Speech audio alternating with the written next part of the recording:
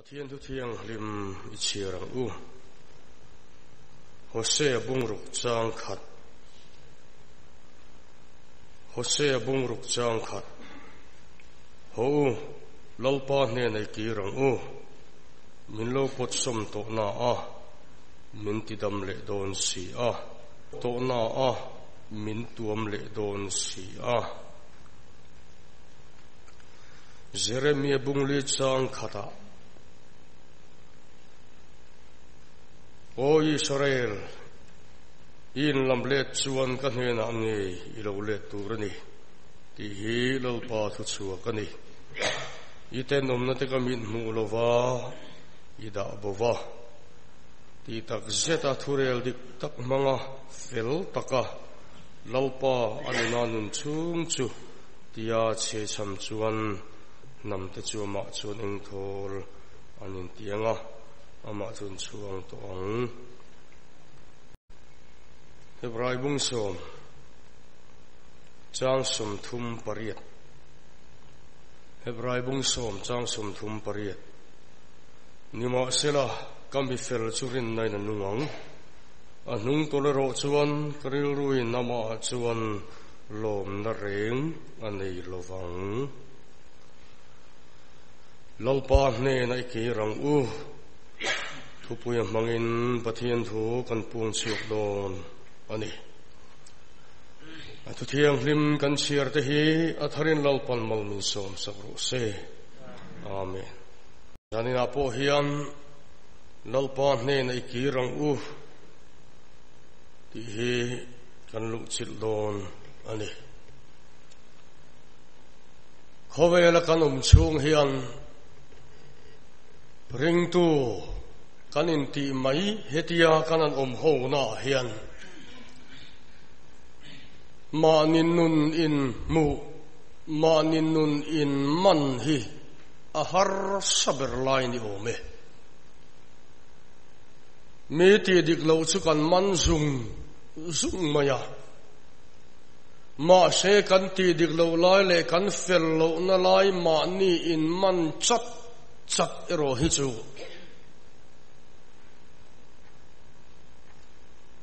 har kan ti lai berte singami ani ome zanina hen keima nin nun in en le tila apian thar na laya chuan kan chiang tlang to in karinga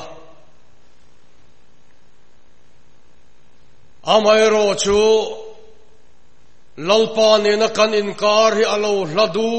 to em ti te hi in en fi taila apoi mo in ka hria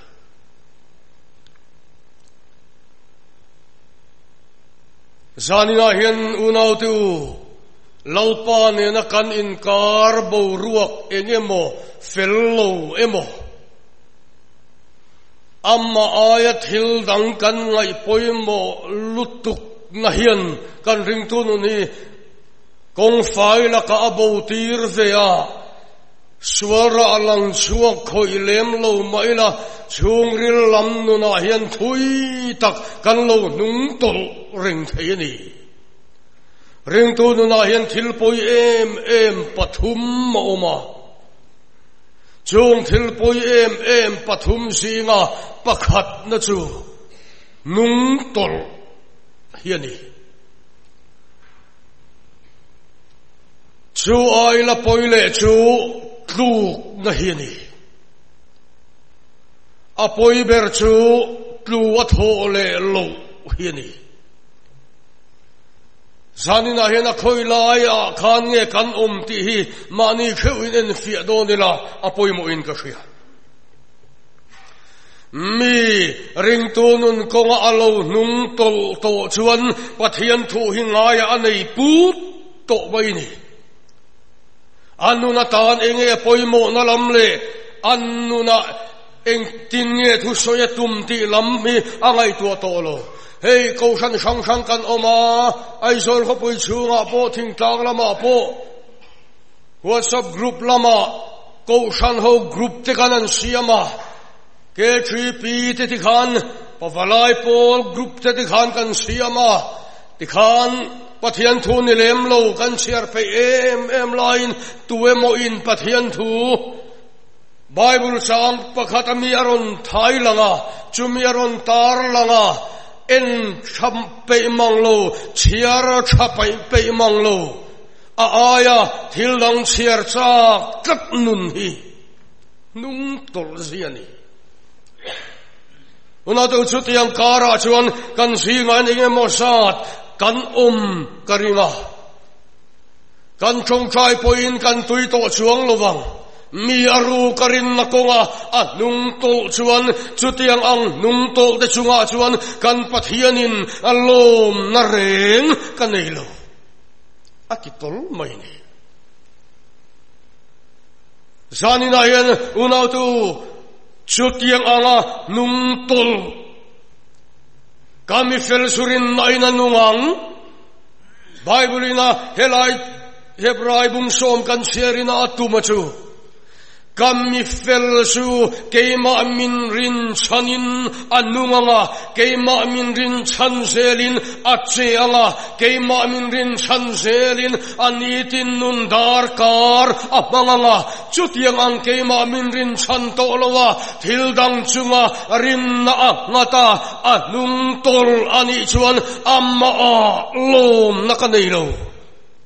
atini berhian kasat helai thua hian Chongril sarau lam nuna chung lam arin na ngato mialo mani dudan dana kalve in khom huna chuan va in khom ve mai ma se tharau lam tui to reng lo pathian sang na hlami ten tui taka an sak lai po tui phareng reng lo mi ramachanga lopa la sha Mana Israel fati salan tanga Babylon lui kama anchua Zion anlay tua Jerusalem ko puy tiyang lim anlay tua Aninkar la leto Mirama salamin shuay tuten lasa amin nge Mirama chagin laupa laeng kin nge kan saktayang O Jerusalem ka tenghil ay Jesuan ka kuding lam hiyan at hiltiyam tenghil vesela ka siyereng law Jesuan ka leihi ka danga bet ka drose kalayaan chong kam ka na mailaw le anmani chu lamdang salan tanga mira machangin law pala tuy takinan sa tiyam tolo Jerusalem an ngoy Ngoy may Zani na hindu taktiw Chungril lam nun aru ka tuy haru Aru ka kohara Enge mong kimlo ria Wa inusya nun tuy haru Patian ko siya na usi nga telvereng Patian fang nalasak po Nei tu saya say patolo In lo fasaya say In lo fasaya saya masuan BPL in lo fasay katimaya Tui patoreng areng lo Chong chai ve pon lo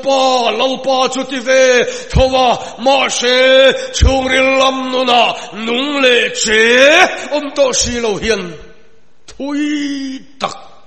ako san ho singa hian atal ve thesin Inge kan kenchini mani khewin sotiam Pathian le kabutiang lim te chu kan nei vek mai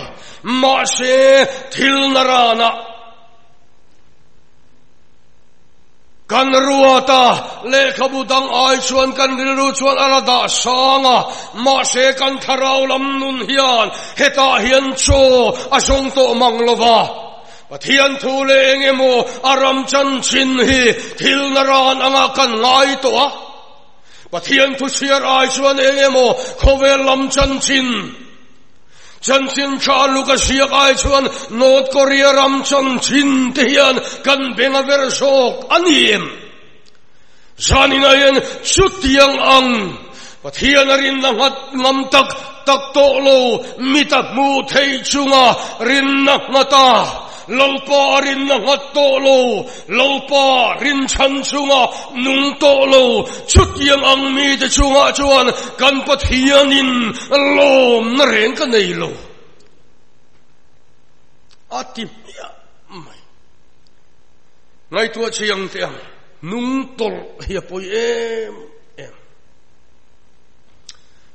em vanga poi nge nia nung tol te hian mi tam tak bei don na khuran huai lu tani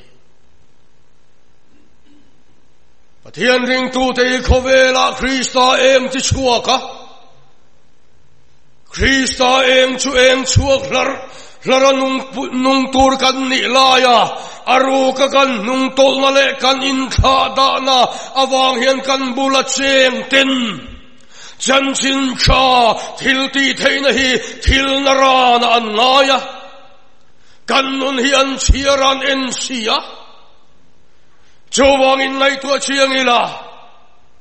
unaw tua kan bulvela o matuar lo tura te hian an tuar pha phonia Nazirit mi pathian sershan khovela mi chak bir samsonaka ahun lai chona ro puyalo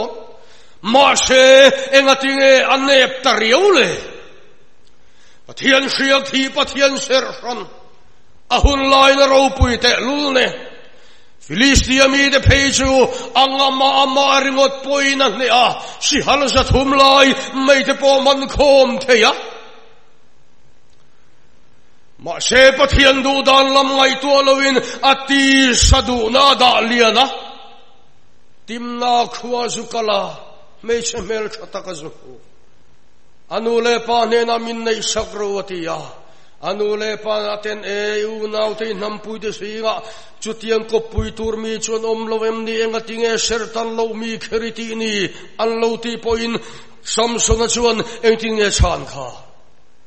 kaduem masin aduem na chia kha samsung nung tol chan na bul chuni delili lo langa delili mal chunga asam seina tan bulani te kachu avorto toni khalai tak khasam suna tluk na chuni thui tak khami ma khana lo nung tol to avorto pa aso khoka delili mal chunga thingta khalo takin atsunga namdang tut athengani kha janina yandu takteu ngai to chiang teu tharau lam nu na kanin kha da lu da wanga churil lam nu na kho har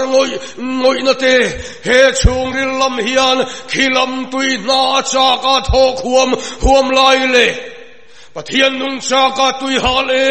em lain kan ti sadu da dangin kan kalngar angara arin na konga hian ataka chuan kan nung tol ruwa ma se alang lama chuan chaom atak pon loya chuan mi te bum loi si chungril lam nuna helama hian tui phato silo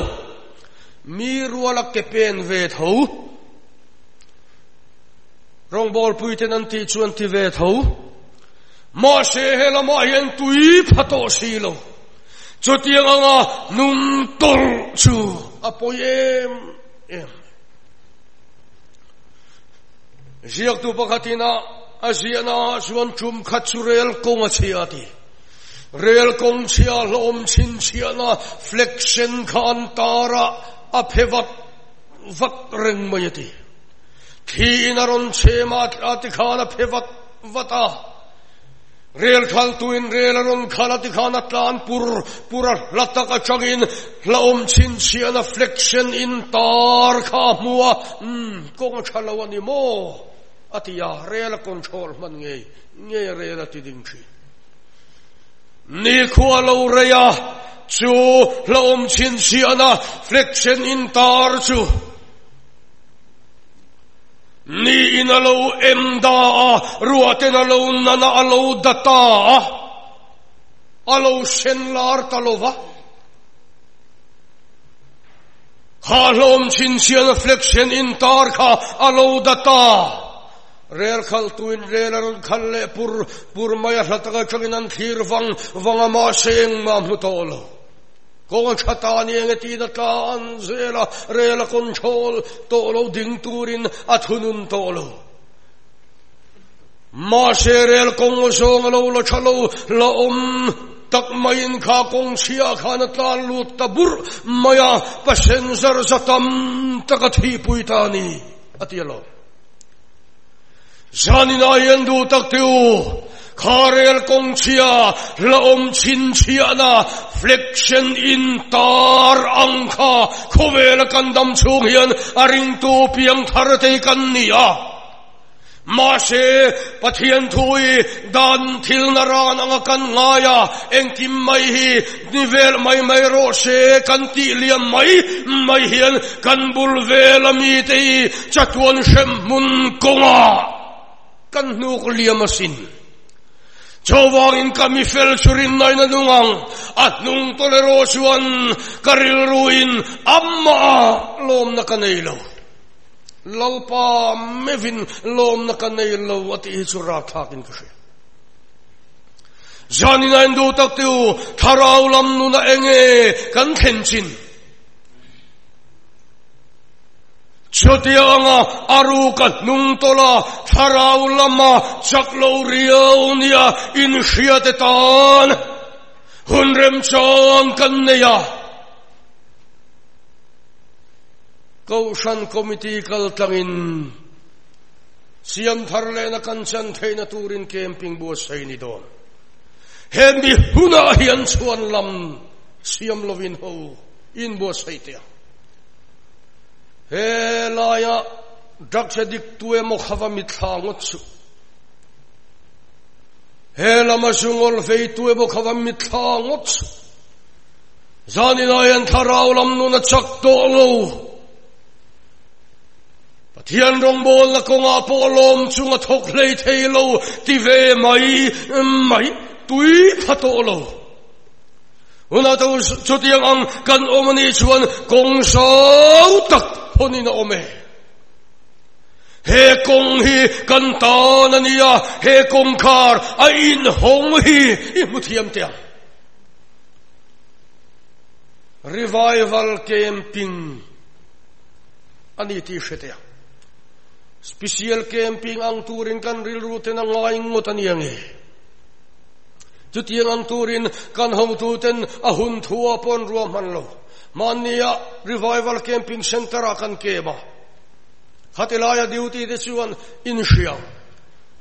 special keba lut om tak lo lut te khachwa tak chuan kem chua mani theng point allavai khat khateng tan chuan hunina dailo Tuan kan kem turi unau tu revival camping har lena camping ani ti ko shan ni puiten shela khati song khan kan ngai tuana shela awa chadon em awa poimo em tru ke mani tanani heti hun laya hin chuan lama du khop mai ring tu kan netian kanan kala rong bol na peng sang kan vuan sung maya chutiang ang kan rong bol na tur malak na tura chuan lam kan nei to chuan kan lo nung tol hle hello ni du kho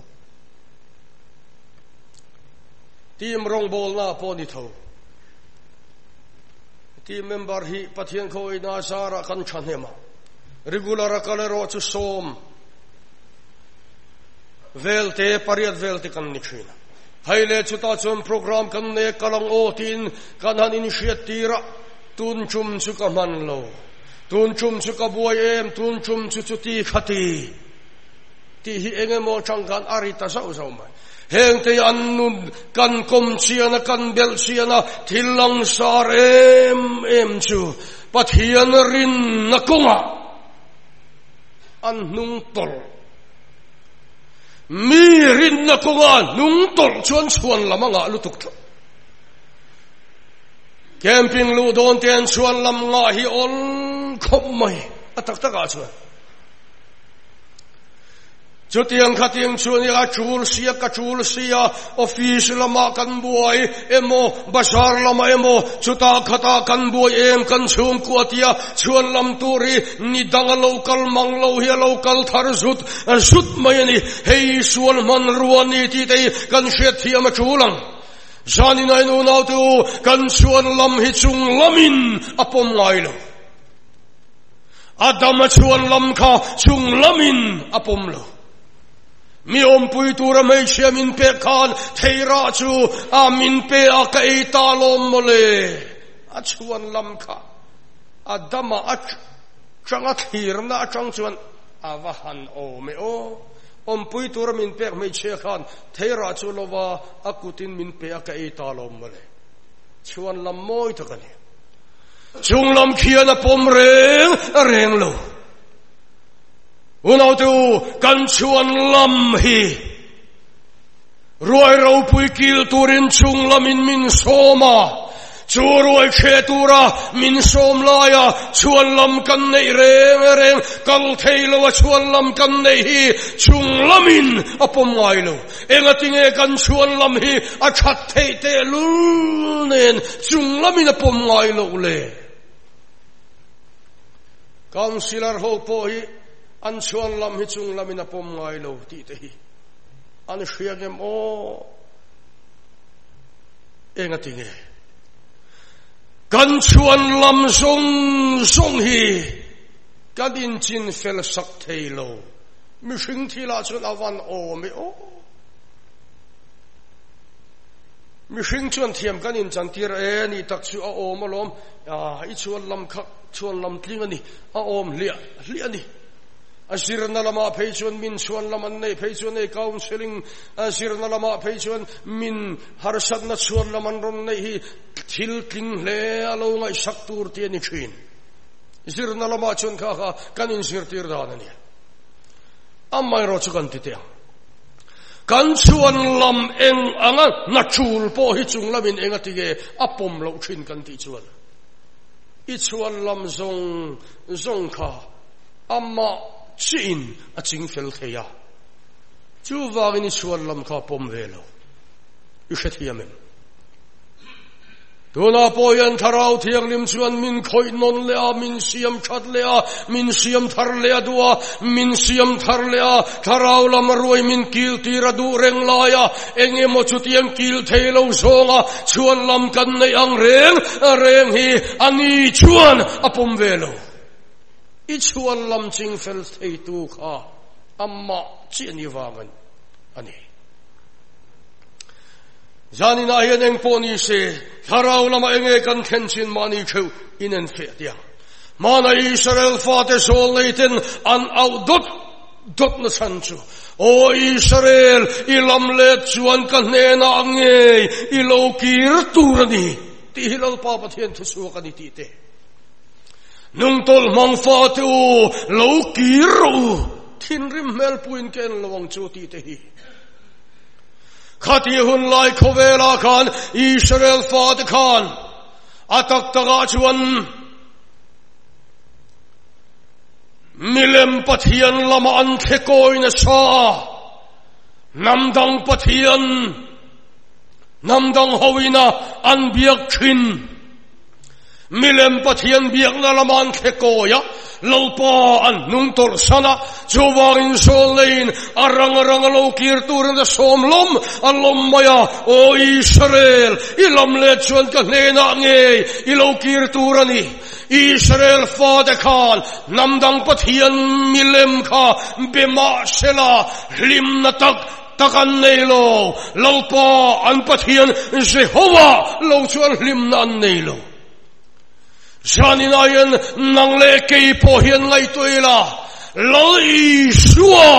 เราฮิชวนกันดำโซตักโลดำนาตูเรยลาวซอนเวอิลาวฟอนเวฮีอินเดียโนเตโมขบเวรูปุยนเลชังกันนายโมมีปันไม่เชียนทิเลโมเอ็งโปโลนีเซลาเอ็งติกนียามชวนข้าอินุนติรุมตูอีปังตานลิงอันลันยังอิมิตตานชุนตูอันลันนิดอน Chawangin siya ni na inunaw tu laupan na ikirang Holal na ikirang min lauvoto na min tidamle don siya Tilungalung kam na ya ha chol lau tu lau kiro tin rim mel puin ken luang chu zangay thay takani tin kan lalpan min somalo he som na omo itakhi ngay po'y mo wachul tereng MVO unaw tu uchut yang tursion kan nung tol na takir turin in boss sa ite tinandang le achuan nung tol ti kovelan lim tak ngay lo biyang taradik tak to chung lam ne na in som taraw tiyang lim tiya machinchiya na po chang to anung katinlunga tingak ngat heito chutiang angmi nung torleti kovela an lim tak ngay lo zaninain kachian ngay tuar kovel parmo na le rim tui na tehi low sual selin low parmo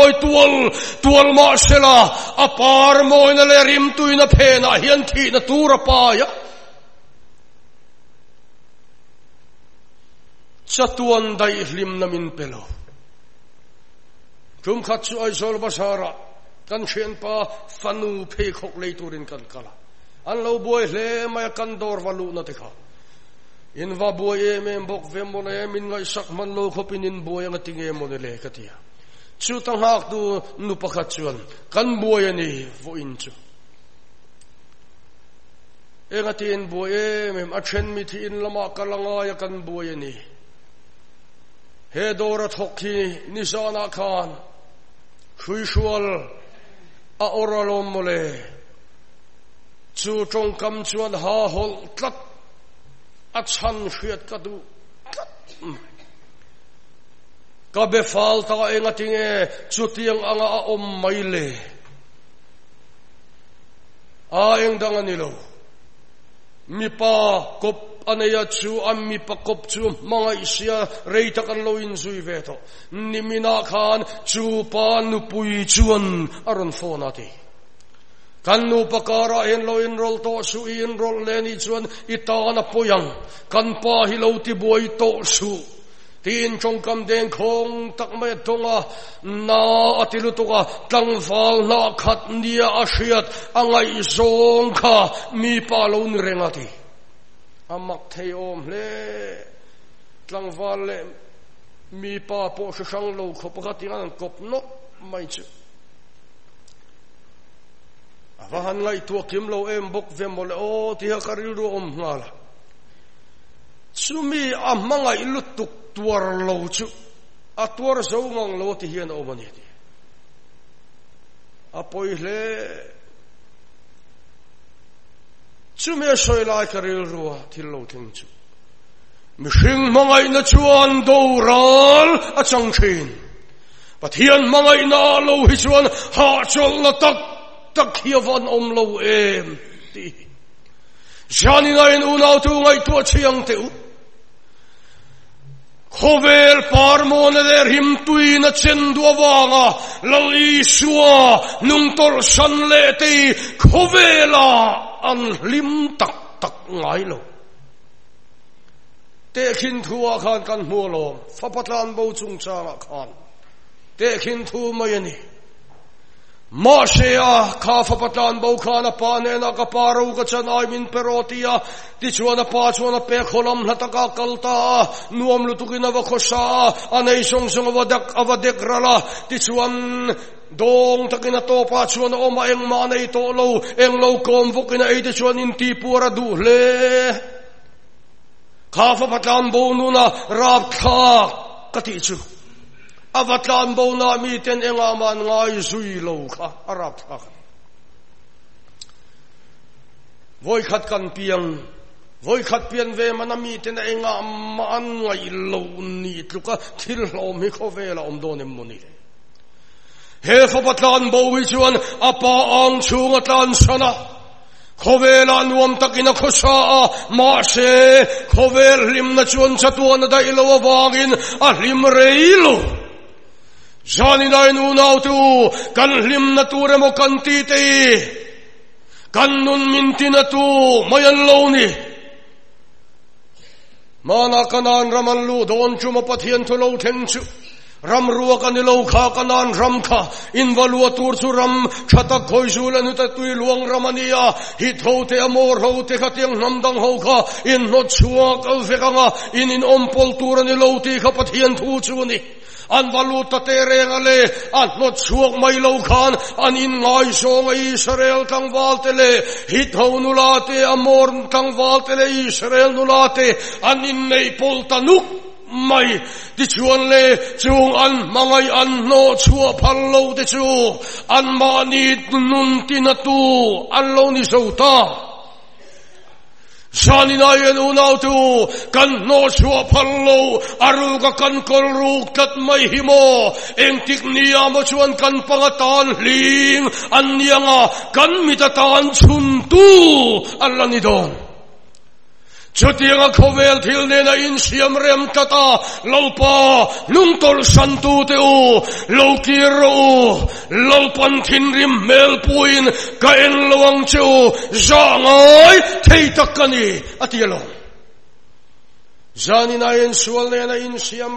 rem ru reng mai sual sakep reng mai alang lama chuan chom tak ko shan thunun em tok lova latal ve chutiang lahim ve in thup ngar kan omani chuan khita khian ala lang chuak dona unaw tu he khovelan in thup ngar maila khita khian eng kim saruak le in hongsa ala in landon awangin janinayan in buat sairo le van rama in vuak om don tolo lalpan he khovela hian amangai ta chumin wasim don tho van ramain vuak om don tolo chutiang ngaru kan nung tol ru kan omani chuan ho oi kirte adang le chuan lolpan onem min ko la kan kir lo ni chuan ovinin min ko thi tunge tur zova mishing thila ma ovina in ko di chu arab tha kani ngai tha kanuam reng lo kan lalpain eng tiknia mo chuan ovina min ko meu chuan hetiang ovina in ko na thunun to kang hi ka kom nual to maya andin mun a om lo kho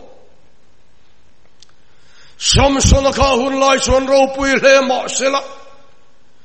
ovina ko wangai tat amit king ni an chan ta le ennom chuana melmaten fiam tu thona nan manga andiria mathei pato pinan bol suya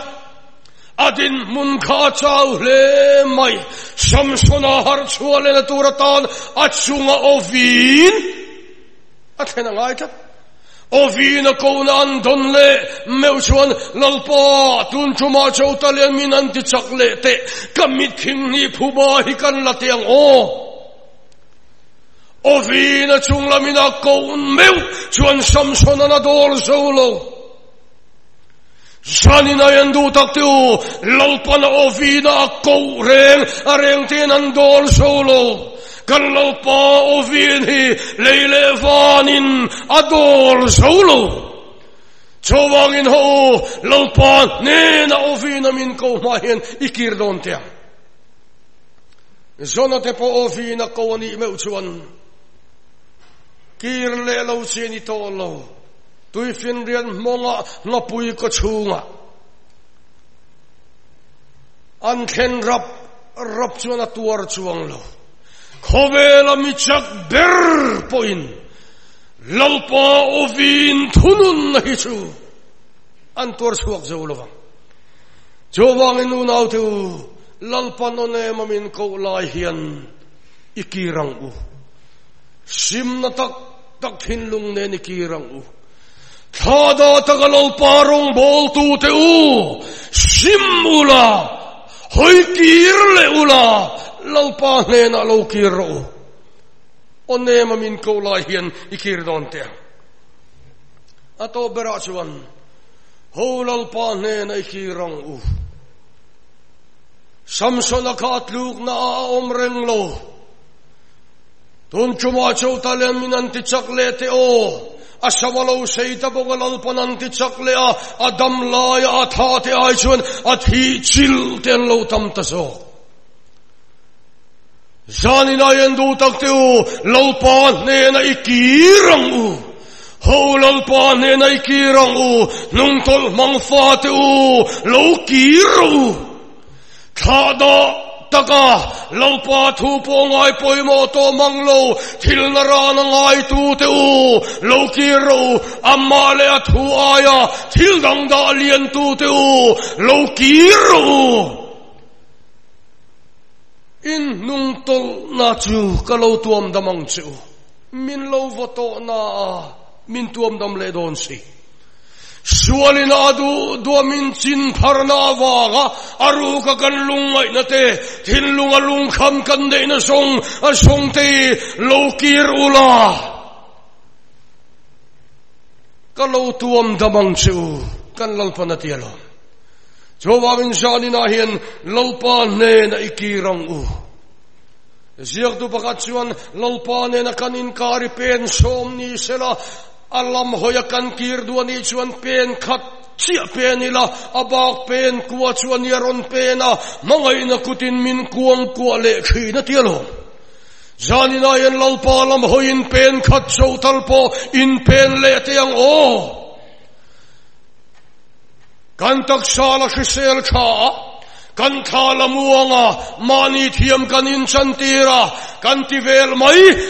mai to ni mai theye tharau chanem ngai na chom pui so to lo a khopin kan lo chevel to ani mai theye engponi sela ho lalpa nena ikirau